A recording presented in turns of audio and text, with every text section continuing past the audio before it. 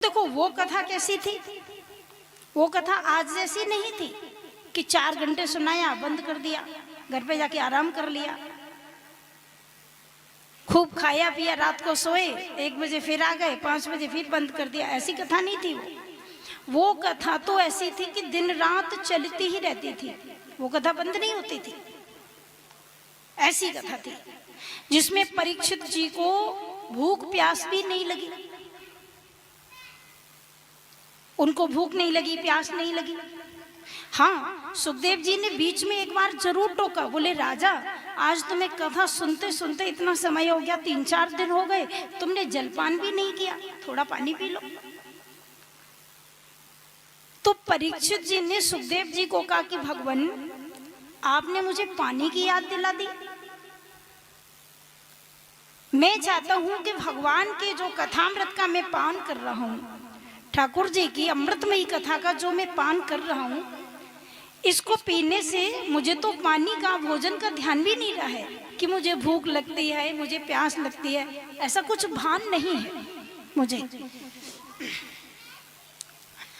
तो परीक्षित जी ने कहा कि आप मुझे कथा नहीं सुना रहे हैं, आप तो मुझे साक्षात ठाकुर जी का दर्शन करा रहे हैं, ये ऐसी कथा है। तो इस सुंदर कथा को श्रवण करने के लिए, और ये कथा सुनने को मिलती कब है? किसी के पास बहुत पैसा हो, और पैसे वाले तो बहुत होते हैं, लेकिन धर्म में पैसा खर्च करना बहुत बड़ी बात है। वो तो जब तक ठाकुर जी की कृपा नहीं होगी तब तक पैसा ठाकुर जी के कार्य में, भागवत कथा में, गौ सेवा में, संतों की सेवा में, गरीब ब्राह्मणों की बेटियों की शादी में, गरीबों की कन्याओं के विवाह में हम लोग खर्च नहीं कर सकते जब तक ठाकुर जी की कृपा नहीं होती। तो ये भगवान की विशेष कृपा होती है जिसके ऊपर। दूसरी बात, जिसके पूर्वजों का जिसके ऊपर पूरा आशीर्वाद होता है, वही इस कथा को सुनने का, सुनाने का मन बना पाता है। पैसा हर जगह खर्च होता है,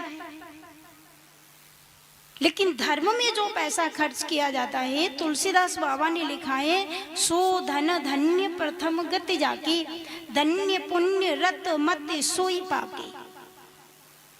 जो धन दान में खर्च किया जाता है वो धन खर्च नहीं होता, वो 10 गुना होके मिलता है, और निश्चित मिलता है।